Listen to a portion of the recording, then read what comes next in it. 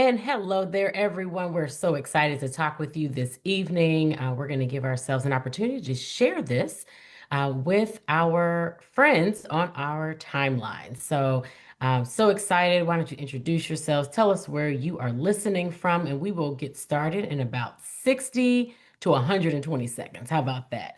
But I'm so excited for you to join us this evening on The Coach's Kitchen. Would love to know how your day went as well. We're really, really excited and super elated to talk to you. So just give us 1 sec. We're going to go ahead and share this to our respective pages. Um, and then we will have a great discussion tonight. We're talking mental health, something that is not off the table and something we should be talking about in our schools, in our homes, in our churches, in our communities. Um, yeah, everywhere, everywhere, everywhere, everywhere. So go ahead and tell us where you are listening from. Okay, here we go.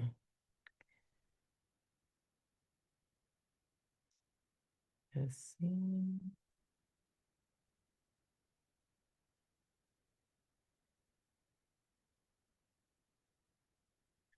Okay.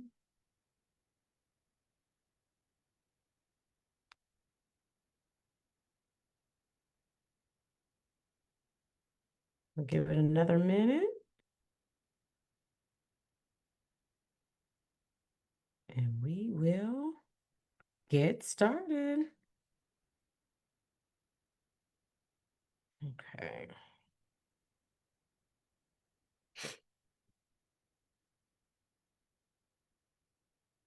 How you holding up back there, LaShatá? You good? Yeah, I'm good. Fantastic. Okay.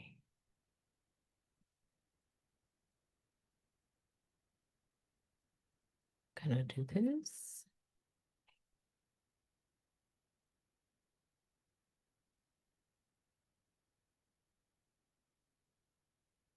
Okay. I see Tiffany just joined in. Hey, Tiff. How are you? Turn my thing down here.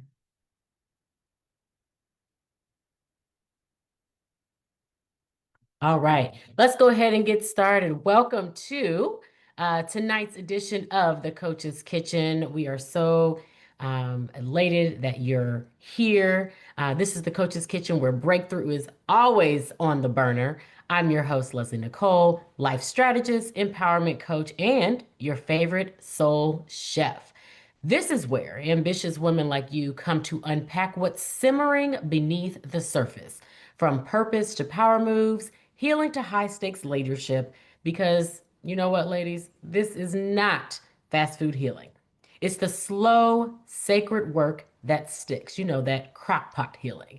So pull up a seat, bring your whole self, and let's stir something real. Come hungry, leave whole. Tonight's episode is called Clarity in the Chaos, Carrying the Weight Without Carrying It Alone. Tonight, we're talking to a phenomenal woman, actually, one of my favorite women in Indy, who turned burnout into balance, learning to slow down, accept support, and lead from a place of healing instead of hustle, while redefining success, prioritizing wellness, and building a movement that reminds us all that healing happens in community. Now, let me introduce you to LaShatá Marie Grayson. Honey, she is fire. She's gorgeous on the inside and out.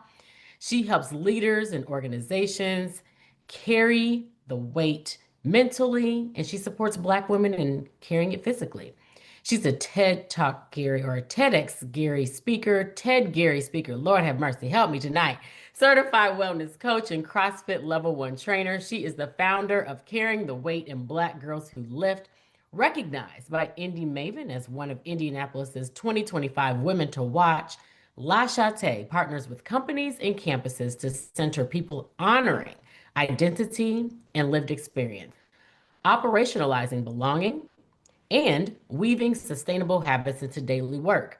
Her speaking and training have reached more than 10,000, y'all heard me, 10,000 people annually across 50 plus organizations, including, get this, NASA, Walmart, the Ohio State University, Pi Sigma Epsilon, Girls Inc., and the Center for Leadership Development. A first generation college graduate from Gary, Indiana, that's my mama's hometown, LaShatá's approach is rooted in her own season of healing, where fitness, journaling, and mindfulness helped her find clarity in the chaos. Her message remains gentle and clear. No one, and she means no one, should carry the weight of leadership or health alone. LaShatá, girl, where you at? Where you at? I can't see you. There she Hello, is. That beauty right there, honey. Ah, you glowing. child. Just changed my little wig. You're so funny. That's what I love about us. We are just authentically us, and I love it, love it, love it. So, thank you so much for being here. We have known each other for like how long? It hasn't been a year yet. Well, Mm-mm. has it? No, it is because the Harvard. No, it hasn't been a year. Mm-mm. It's been like 6 to 7 months. I think Yeah. we met in March at the retreat. You remember? Yes, Yes, it it was was at not the that long. retreat. Yes, and this girl who, Game yeah, changing. and she came into the room, y'all, and I was like, who is that? Who is that? That's who I need to meet. And now she's here.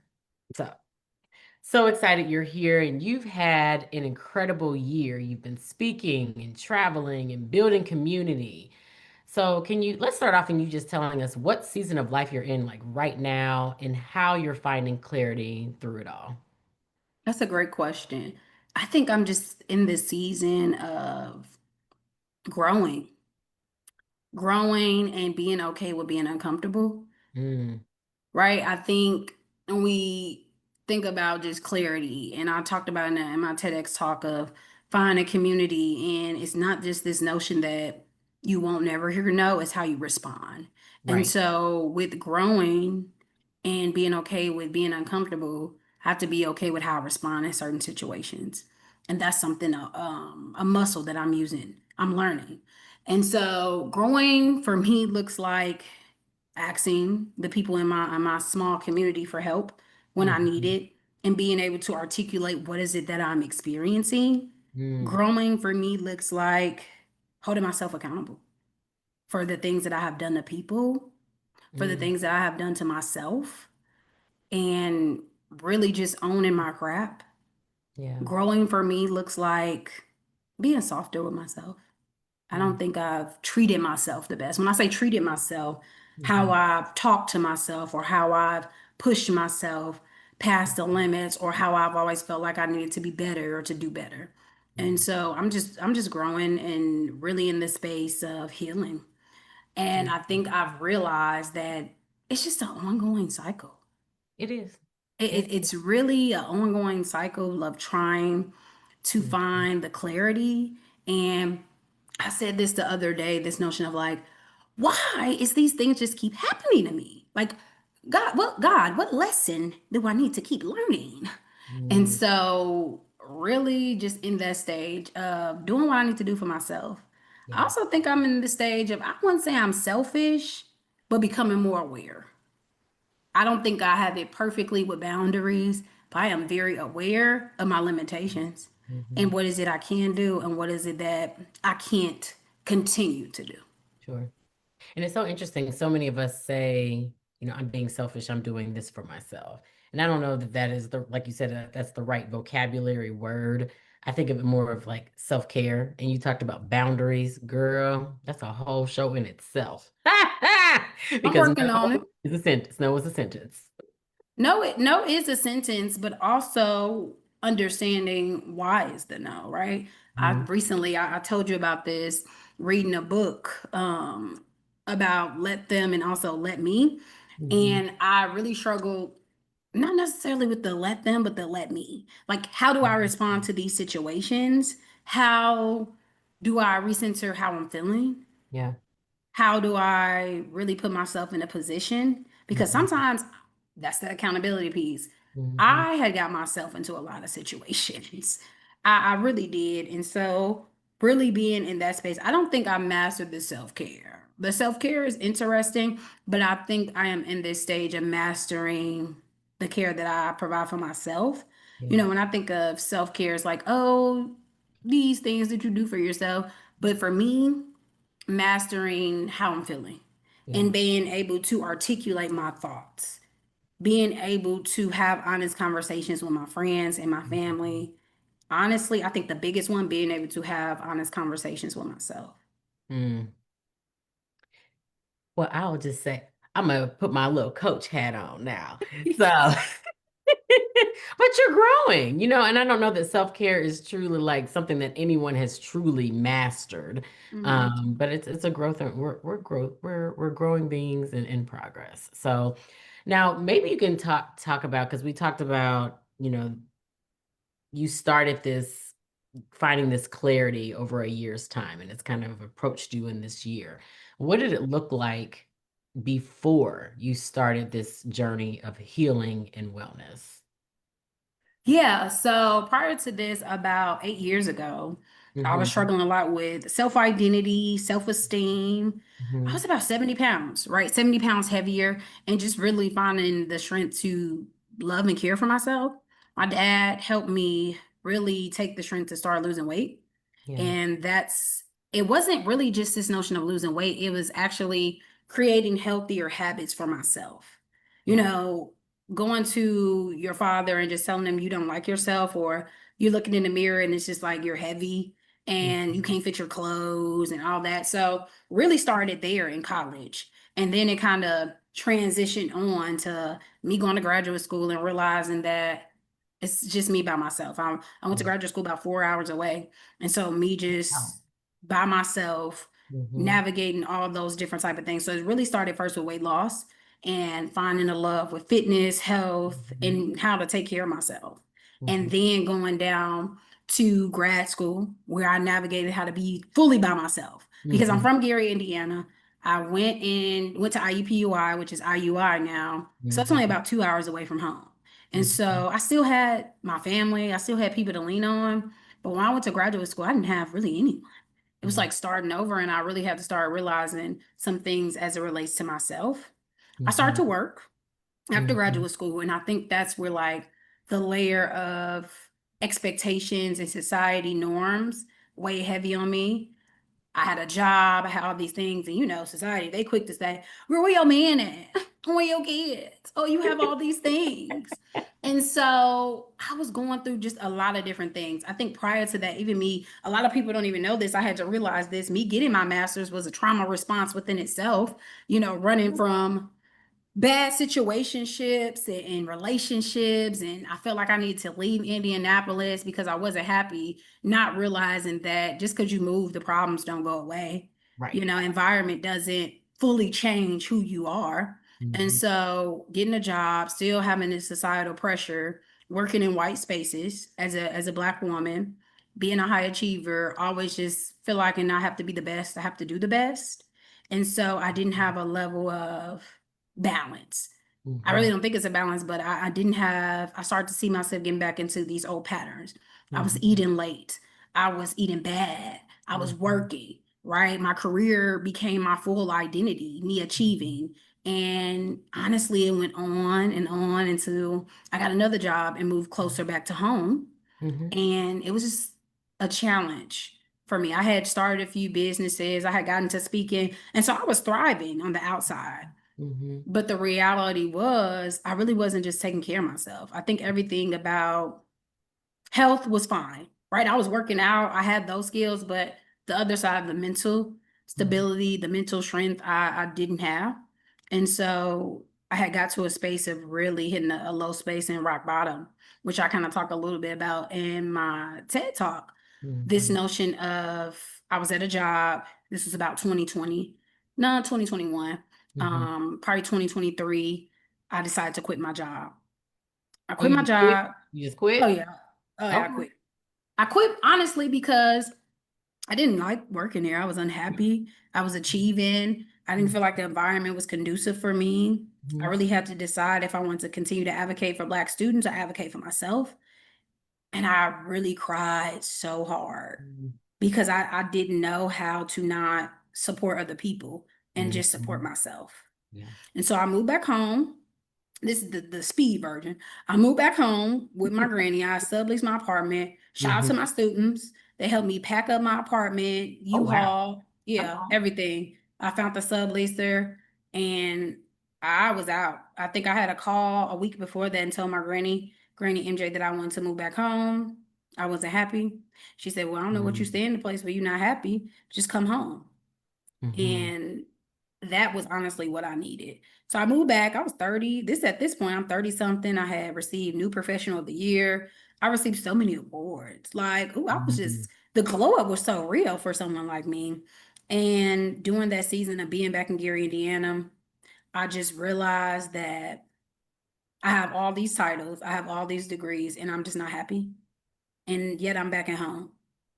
And how do you really kind of pick yourself up? You pick yourself up and figure out what's next. Mhm. And so that was the season, like I said, for me. And during that same time, I was closing out a business, and Mhm. so that was a transition. So I didn't have a job. I'm closing out a business. My finances are depleted, Mhm. and I have all these degrees and all these different things. And so I had to really figure out, all this chaos is going on. How do I really find clarity? What is the things that I need to work on? What is it that I really supposed to be leaning on during this time? Well, And so, well, go good. ahead. Good. No, I was just gonna say, how did you find the clarity? Because you talk about being a black woman in a white space. A lot of times we as black women, we have to prove ourselves. We have to prove ourselves in the space. So then like, how do you say, okay, you know what? I'm just gonna step back. I don't care what anybody thinks, or maybe I do care what somebody thinks, but I'm still gonna quit anyway for the sake of my own health. Like, how did you navigate that entire situation? Yeah, so I think with the quitting, I felt like I was in a situation. If I honestly didn't quit, they probably would have tried to fire me. And so I was just like, I'm gonna quit. And Mhm. I was speaking, so I had a little bit of cushion. Okay. And I think it was just the push of like, I'm not mentally well. Like I seen myself drowning. And Mhm. honestly, it was the push from my dad. I called him right before I sent in my letter of resignation. It was just like, hey, I'm about to quit. I can't do this no more. He was like, you don't got no kids. You don't have no, like, this is the perfect time to try something new. Mhm. And he really, it's just the reassurance that he gave me during that season to Yeah. try something new and be like, I'm here, right? Mhm. Like, you know, your mom and I, we have you. And so do what you need to do. And Mhm. so that's really what was the thing. I think finding clarity was hard for me.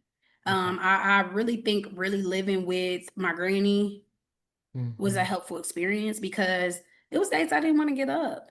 It was days that I just didn't even feel like myself. Mhm. And so, really seeing her every day show up for me and continue to pour into me and to believe in me. And Mhm. also, the way my family looked at me as if like I could do anything I really wanted to. Yeah. I think another area is just building my confidence back up. Mhm. My dad, my granny, just reassuring me of those things. And Mhm. I think the final straw was my friend Aisha. I told her, girl, I don't think I want to do this speaking thing. I just don't think I got it anymore. I don't have a job. And she was like, what? Which you do. You have it made, girl. I've watched you. Right. She was like, what? Like, how can, like, talk about a black woman that literally just, I think we spent like a week and made me a website. And she was like, you're doing it. Like, you're doing it. We're not hearing these excuses. Let's move forward. Like, at Mhm. this point, we can't stay there. And I think that's when the clarity kind of got into a place of, you can't stay here. Right. And I think it was clarity of like, you showed up for so many people in the world for the first time in a long time. You have to lean on other people to show up for you so you can get Yeah. yourself back up. That's it. Showing up for yourself so you can show up for everybody else. I'm Yeah. here for it. Now, one thing you said in your TED Talk, Lord, I couldn't get the title right in the beginning, but it's live and it is what it is now, so it's No, out it's to the world. cool. So you talked about hearing 345 plus no's before getting a yes. Ooh, Jesus. And so that was yeses, not right now, maybe later. How do you think that connected to you finding clarity in the chaos or even learning resilience? Yeah, I think understanding one, I started to feel like I was defeated, right? All these jobs telling me no. Mm-hmm. And I really had to understand where is it that I want to do? What is it or where is it that God wants me to be? Yeah. And everything aligned in the time. I had to keep Mm-hmm. reassuring myself. Doesn't mean some days I was like, no, really? Really? Mm-hmm. I'm doing the bare minimum at this point. And Mm-hmm. so realizing that all the time is not necessarily you, right? It could be multiple things when applying for jobs or it's the market. It's just so many things, but I had to keep telling myself, and I say this often, God will never take the best thing away from you. The Mm. best is yet to come. God will never take the best thing away from you. Girl, you And need to put that on a t-shirt. That is yes, good. yes. I mean, it's really the truth. And then the Yeah. yes I finally received came so effortlessly. Like Uh-huh. the job that I'm in now was the yes, but everything just started to happen. Yeah. Interview, hired, got everything that I needed remote, Mm-hmm. the flexibility, Mm-hmm. everything. It's not a fight to speak and to so Yeah. many things that I was battling in previous jobs and previous situations. Mm-hmm. Everything was just uniquely aligned Mm-hmm. and it was all in God's timing. And also this notion of patience. I struggle with that. And I think that was one of the things Mm-hmm. that I had to realize that it's not when I want, it's truly on God's timing. Yeah. And also the reassurance. Mm-hmm. I knew I had to tell people when I wasn't getting offers. My friend Sean was really good at being present for me when I was searching for jobs and telling me like you really just you gotta keep putting applications in, you gotta keep trying. And so having those common people in my ear as well was very helpful. Yeah. But also I think when I received the yes, I couldn't believe it. I Mm-hmm. was like, okay, Okay. okay, I'm I doing got it. it. I still I got it. got it. Let's go. I got it. Let's do it. And within a month, I think I moved out. No, I Mm-hmm. moved out. I got a job. I flourished. I started to kind of get those reps in. Like Yeah. start to build up confidence, start to realize I can do some of the things, start to get back into speaking, start to really pick up the pieces just of my Mm-hmm. life financially, and just start to show up for myself.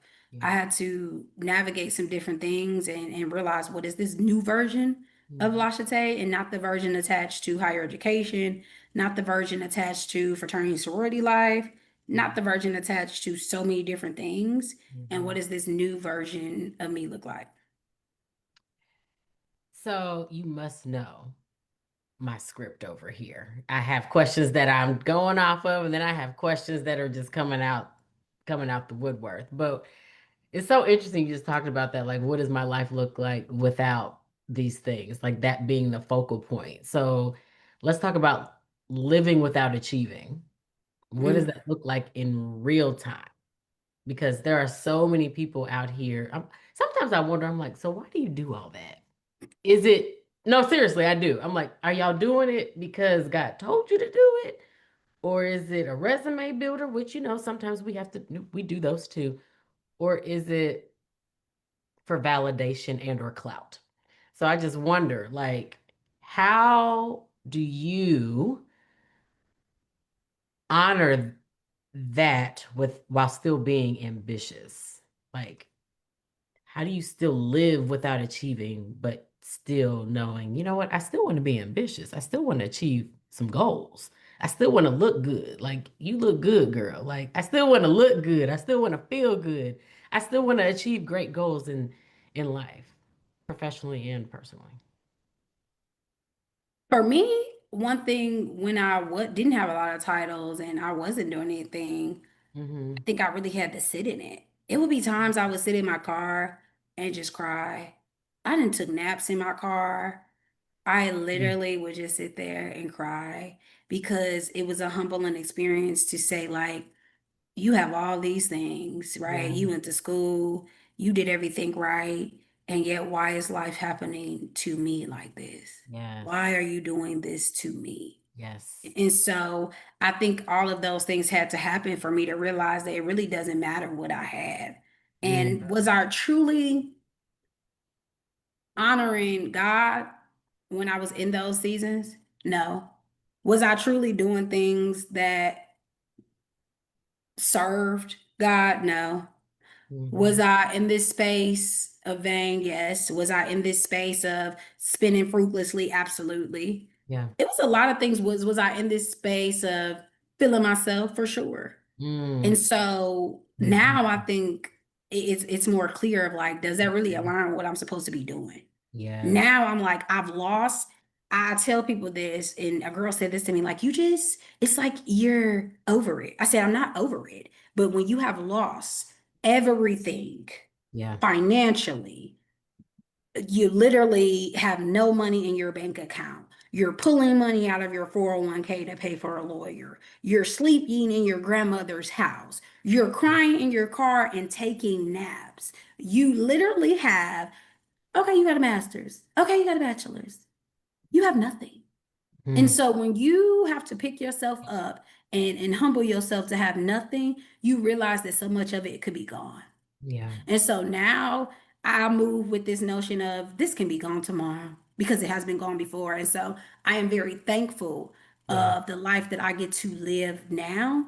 And Yeah. so really reminding myself, is this in alignment with what am I supposed to be doing? And I have friends and coaches and people who have gotten me to this place. Like I didn't just get here. I think I needed women, specifically Black women, to be honest and tell me, are we doing this just for validation? Are we Mm. doing this just to add another thing on the resume? Or are we being intentional with the way that we are moving to the next season in life? Because it has Yes. to. Yes. So now I have to ask myself every time, does this make sense for me to be doing? I That's it. posted on LinkedIn, I can do a lot. Just because I can do it don't mean I should do it.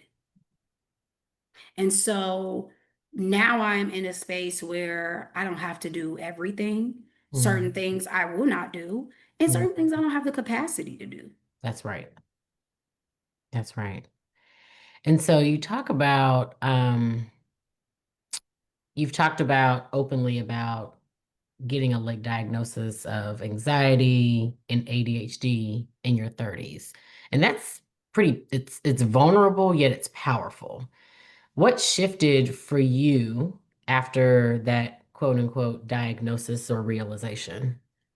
Yeah. So after I had got a job, everything was thriving. I did the TED talk. I Hmm. mean, I'm getting everything together. I had a little bit more change back in my pocket then, and so I started to get back into therapy, and Hmm. I always kind of knew something was off. Hmm. Like example, I would lose my keys a lot, or I always would forget stuff, or I would struggle with focus, or what the case may be. Hmm. I grew up in a very structured household. And so my mom really reminded me of everything. Hmm. I don't know, maybe it was good or bad, but she reminded me of everything to Hmm. make sure I pay a bill, make sure I take care of, she would say, make sure you take care of your business, make sure you take care of your business. And so I was old enough now where mom wasn't telling me to take care of business. And so something just seemed off.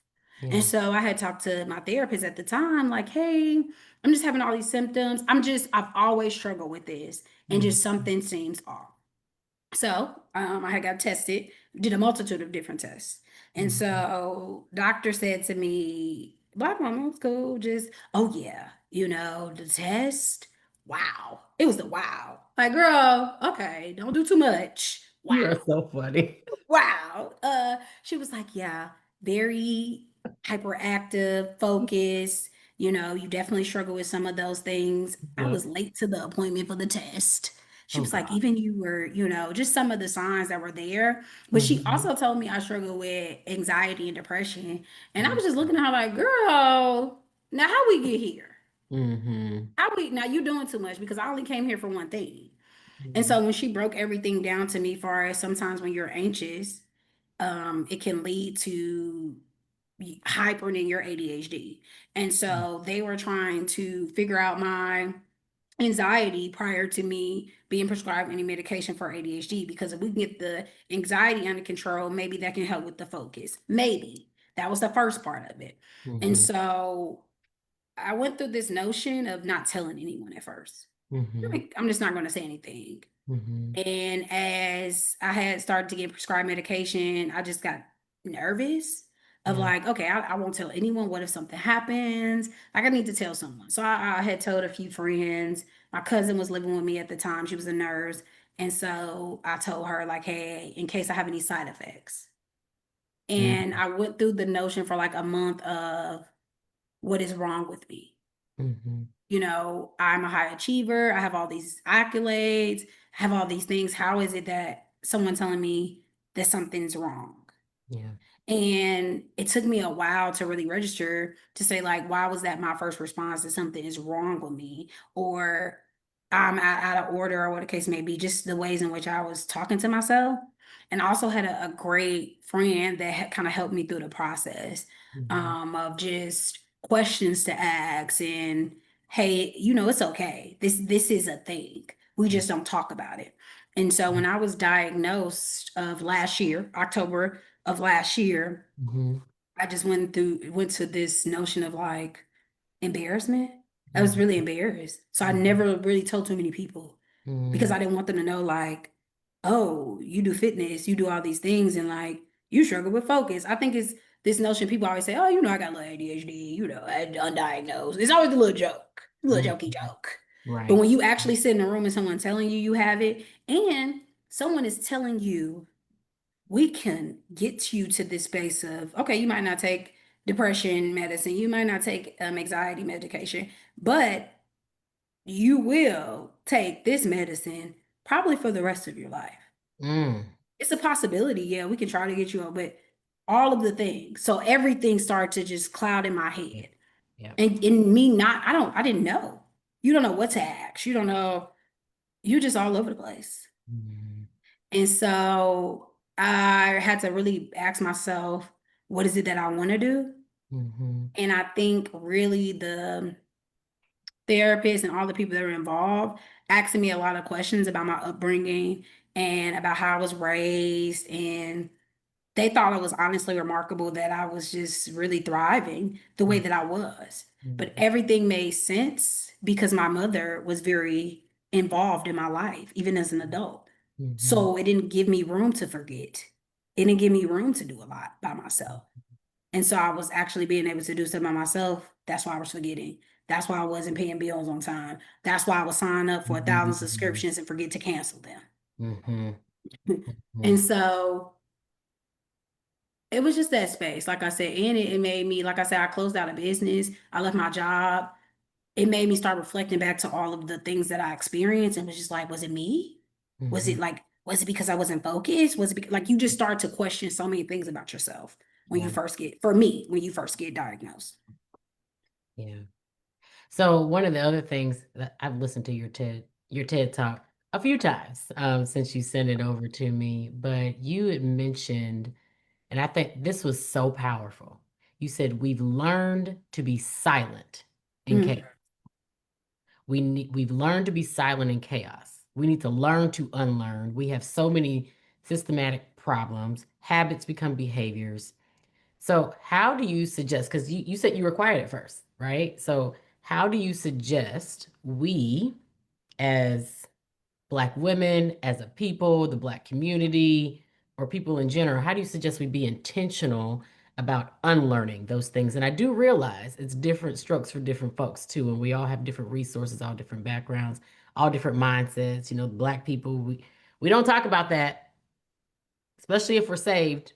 I mean, we saved, we're good. Just pray about it.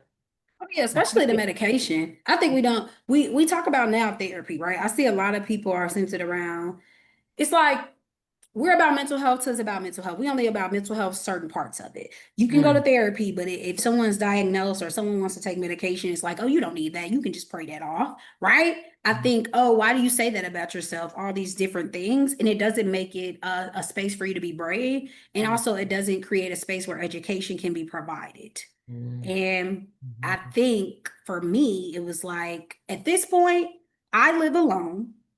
I have only one life.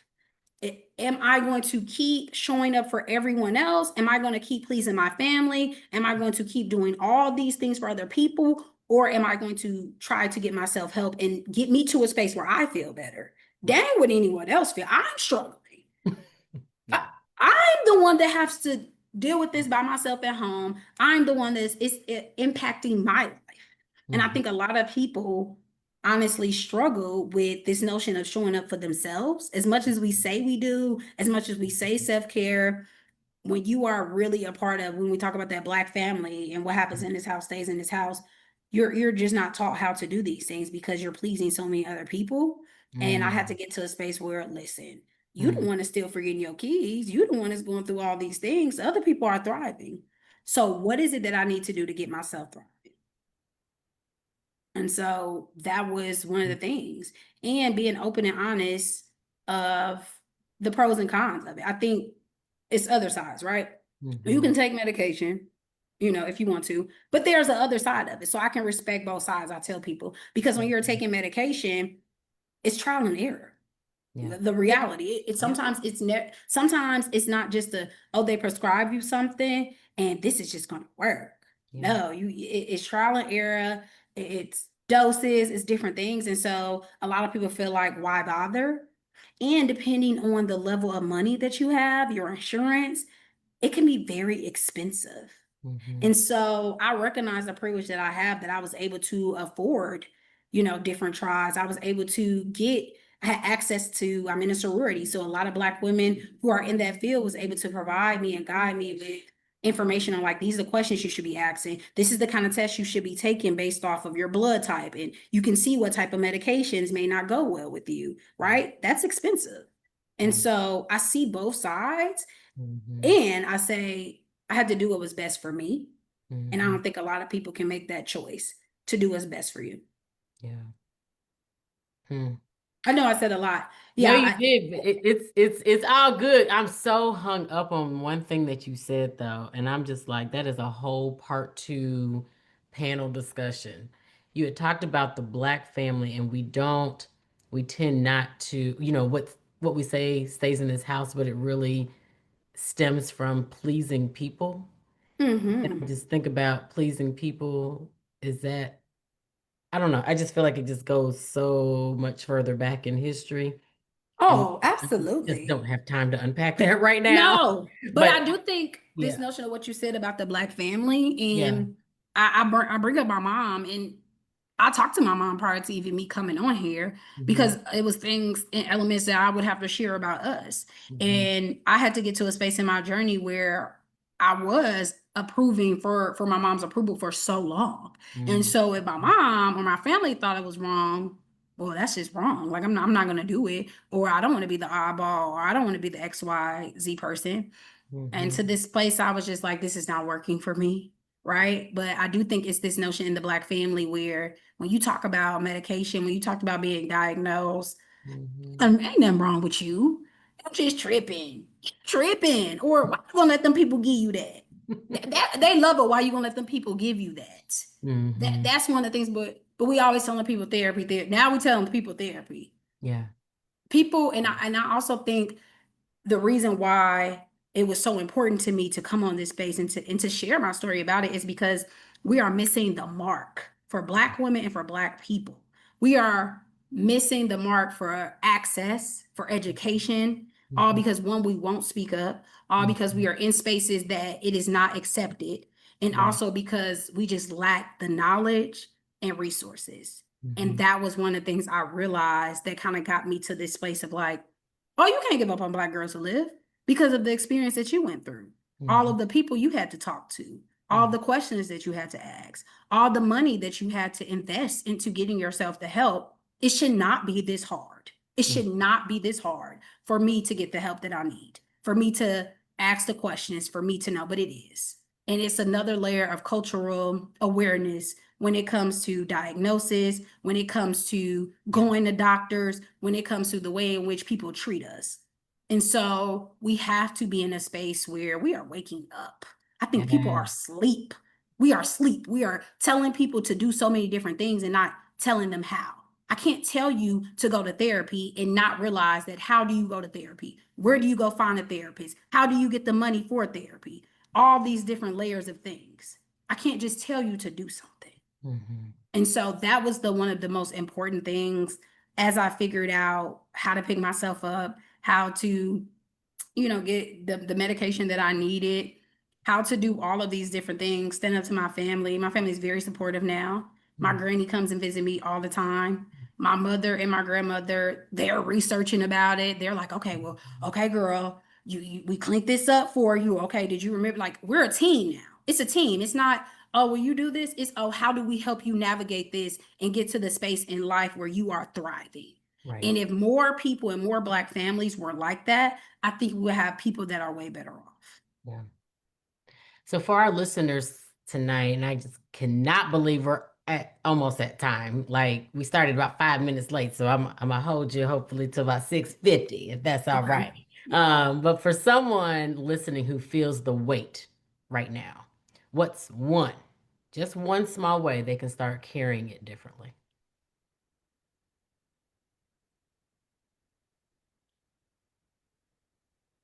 That's a good question.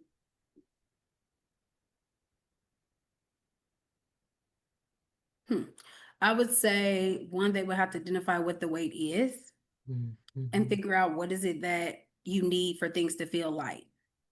So, for example, for me, I was carrying a lot of family issues. I was carrying a lot of that I had to show up, Mm-hmm. and that was the issue. So, how do I communicate to the people that I care about that I can't do those things? Yeah. How do I communicate that I need help and I don't understand?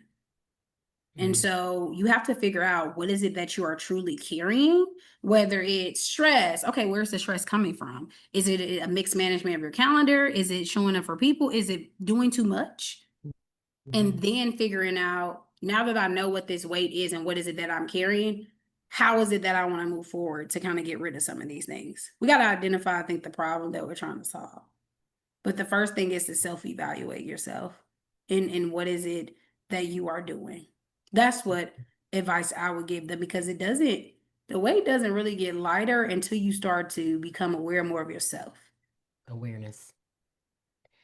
So you started with Black Girls Who Lived. I think it evolved into Carrying the Weight. Why don't you just tell us about those two endeavors and how you're helping women? Yeah, so I'll do the timeline just real quick. So Mhm. 2016, 20 no, yeah, 2016 I graduated, started 2018 with a fitness blog called Fitting Your Skin. I hosted an Okay. event at CrossFit 317, and it was really just CrossFit, Mm-hmm. having people work out that look like me, had a DJ. We started to get into recording all those different things. I left and went to grad school, Mm-hmm. had an event in Edwards, Springfield, Edwards. Fitting Your Skin was just a little fitness blog. It was just something like, oh, I love to talk about health and wellness. And then I got to Edwardsville, still having events, still having all these things for causes. 2020, I got to Springfield, Missouri, Okay. and hosted an event called Carrying Her Weight, where it Okay. was with the Rebound Foundation. And we raised, I think, like $2,000 for women who have been sexually assaulted and to get Mm-hmm. homes and all the things based off of CrossFit workout. And Mm-hmm. so that's when Carrying Her Weight started to kind of come into place. And I started to talk more, and it was into fitness.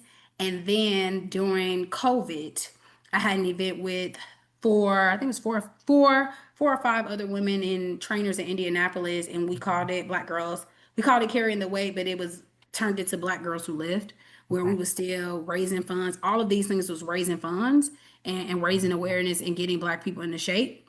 And Mm-hmm. so then I decided that I wanted to kind of branch off and separate the two. And Mm-hmm. so carrying the weight is the leadership, it's the education, it's the development, it's the consultants, me speaking, and then Black Girls Who Lift is specifically designed for Black women to build that community to lift as we climb with fitness, with all the things. So we focus on access, education, and community, Mm-hmm. realizing in health it's lack of access and it's lack of community for specifically Black women, and it's so much lack of education. And so they all kind of stem from each other. One is a for profit and one is a nonprofit, but it Okay. all really started from a fitness blog called Fitting in Your Skin in 2018. And then it just transitioned ongoing and ongoing. And it all was rooted from just my weight loss story. Mm. Oh, LaShatá, I could talk to you for like 2 more hours, girl. Well, I can't see none of the people on Facebook, but I hope that it was a good time for them. No, they're having a great time. They're having a great time. I don't know if anybody has any questions. If you do, go ahead and type it in the chat in the next 30 seconds because we're about to log off here in just a second. But LaShatá can also answer those on Facebook as well. But I thank you so very much for joining us this evening. If listeners remember one thing from this episode, what do you hope it is, LaShatá? That you don't have to suffer in silence Yeah, and that no one makes it anywhere by themselves. No yeah, one. yeah. And it's so interesting you say that. So your mentor slash my former classmate, she uses the terminology personal board of directors, and I have totally stolen that from watching. But you're right. I mean, because I have a therapist, I've got a life coach, I got a nutritionist slash fitness guru. I got, friends and parents and mentors. So we can't do it alone. Definitely. And I think you have to reprogram yourself to know that you don't have the answers to everything. Yeah. Being diagnosed made me realize I don't have the answers and I have to lean on people to help me figure out the answers. Hmm. That was an uncomfortable situation because a lot of times, specifically as Black women, we're like, we should know this. We got this. We can do everything. We Yeah. can do it all. I don't want to do. Now I'm like, I don't want to do it all. I want Girl, to find someone to I help don't me. want to be superwoman. I don't want to do. I don't even want to I'm not think. your superwoman. I don't want to think. Literally. Now I'm like, oh, well, you can do this? I definitely will. You Yeah, can get it done for me. that's it. That's But it. thank you for just the space that you're creating, Thank you. this notion of we spent some time, you helping me as a life coach and getting to this space of like taking off and doing those things. So I think also you are doing some amazing work, just helping women unpack the things that they are carrying, also coaching them to have these Mhm. curious conversations for women. I Yeah. think this is, especially in this time of what's going on in the world, it is imperative that we have these conversations about how to show up for ourselves or navigate different spaces. And so I appreciate you having these type of spaces. And I'm really in tune to see how far you go as well with your story and all the things. You're so sweet. I appreciate the reciprocal love. I appreciate that. So how can people connect with you and see it, find out what's next? Yeah, so that's a great question. So I have two websites. I have carryingtheweight.org. We have blackgirlswholift.com. I am on social media. It is my name, Washington Marie.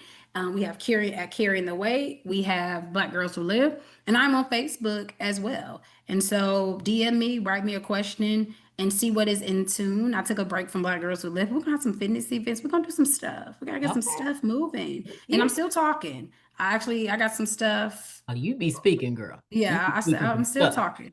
So I'm just thankful for, like I said, the year of Mhm. transitioning and for all the people that showed up for me in the time that I couldn't show up for myself. Yeah.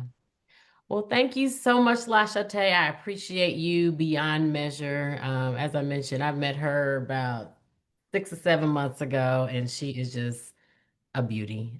So to all of you, thanks for pulling up a seat to the Coach's Kitchen. If today's conversation stirred anything in you, share the episode, tag myself, tag LaShatá. My tags are Leslie Nicole Speaks and also tck.live on IG. Let people know what's cooking.